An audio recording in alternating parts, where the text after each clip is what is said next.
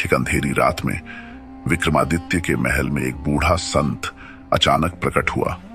उसकी आंखों में एक अजीब सी चमक थी और वह रहस्यमयी ढंग से मुस्कुरा रहा था। राजा विक्रमादित्य ने संत का स्वागत किया, लेकिन संत ने सीधा कहा, महाराज, यह केवल मेरे छद्म रूप में तुम्हारे सामने हूं। असली स्वरूप देखना है तो मेरे साथ आना पड़ेगा। विक्रमादित्य ने शांत स्वर में पूछा, तुम कौन हो और यहां क्यों आए हो? संत की हंसी महल की दीवारों से टकराते हुए गूंज उठी। मुझे केवल तांत्रिक कह सकते हो।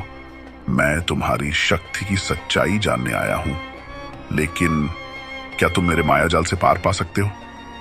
इस पर विक्रमादित्य ने हंसते हुए उत्तर दिया, तुम्हारे जादू के पीछे छुपी सच्चाई को समझने की कोशिश तो जरूर करूंगा। तांत्रिक ने एक काला धागा विक्रमादित्य को पकड़ाया और कहा, इस धागे को पकड़ते ही तुम मेरी दुनिया में पहुंच जाओगे। यदि तुम वहां से वापस लौटे तो तुम सच में महान राजा हो। विक्रमादित्य ने धागा पकड़ा और अचानक चारों ओर एक घना अंधकार छा गया। अगले पल विक्रमादित्य ने खुद को एक अनजाने जंगल में पाया। वहां सैकड़ों आवाजें गूंज रही थीं, मानो चारों ओर परछाइयां जिंदा हो उठी हों। तभी एक रहस्यमयी आवाज ने विक्रमादित्य को चौंका दिया, राजा विक्रमादित्य, क्या तुम जानते हो कि यह केवल शुरुआत है? विक्रमादित्य ने आत्मविश्वास से उत्तर दिया, शुरुआत हो या अंत, सत्य का सामना मैं जरूर करूंगा। पर तभी जंगल में से एक परछाई विक्रमादित्य की ओर बढ़ी और ठहाके लगाते हुए बोली, राजा, क्या तुम इस जंगल से बाहर निकलने का रास्ता जानते हो, या मेरी शक्तियां तुम्हें भी यहीं बंद कर देंगी? विक्रमादित्य ने उस परछाई की ओर नजरें उठाईं, जो धीरे धीरे घने कोहरे से बाहर निकल रही थी।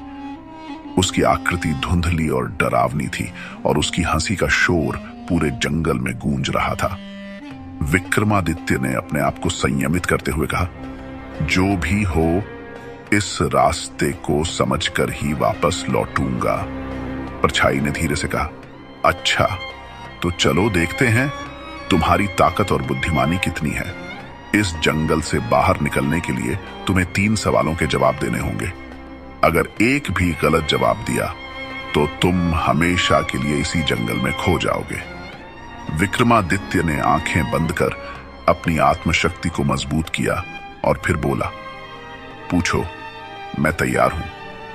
परछाई ने अपना पहला सवाल पूछा, वह क्या है जो हमेशा चलता है, कभी रुकता नहीं, पर किसी को दिखाई नहीं देता?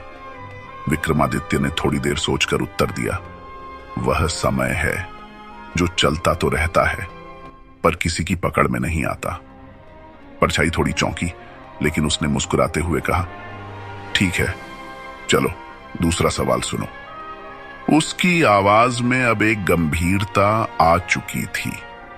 दूसरा सवाल था, ऐसी कौन सी चीज है जो जितनी ज्यादा होगी इंसान उतना ही ज्यादा खो जाता है? विक्रमादित्य ने आंखें बंद कर मनन किया और फिर उत्तर दिया, वह लालच है। जितना ज्यादा इंसान के पास हो, वह उतना ही उसमें खो जाता है। परछाई का चेहरा अब थोड़ा गंभीर हो गया। उसे समझ में आने लगा था कि विक्रमादित्य सरलता से हार मानने वाला नहीं है। उसने आखिरी सवाल पूछा, बता, ऐसा कौन है जो मरने के बाद भी जिंदा रहता है? विक्रमादित्य ने एक गहरी सांस ली और कहा, वह है एक महान व्यक्ति का नाम और उसकी कीर्ति। इंसान मर सकता है, पर उसकी अच्छाइयों का नाम और सम्मान अमर रहते हैं। यह सुनते ही परछाई के चेहरे पर एक शांति सी आ गई और उसकी आवाज गूंज उठी, तुमने अपने साहस और बुद्धिमानी से यह चुनौती पार कर ली। राजा विक्रमादित्य, तुम सच में महान हो। जंगल का अंधेरा धीरे धीरे खत्म होने लगा और विक्रमादित्य ने खुद को वापस अपने महल के दरबार में पाया। वहां एक गहरा सन्नाटा था, मानो कुछ हुआ ही ना हो। लेकिन विक्रमादित्य के मन में उस तांत्रिक और उसकी रहस्यमयी दुनिया की छवि हमेशा के लिए